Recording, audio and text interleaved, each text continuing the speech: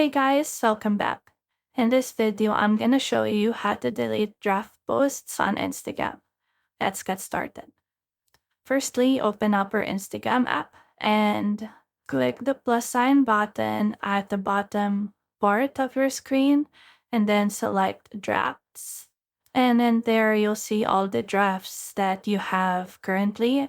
And then to delete some of your drafts or all of your drafts, click Manage and then tap on Edit. And then just select the draft that you want to discard and then tap Done. You will be prompted that your drafts will be discarded permanently. So just confirm that and then that's it. You're done.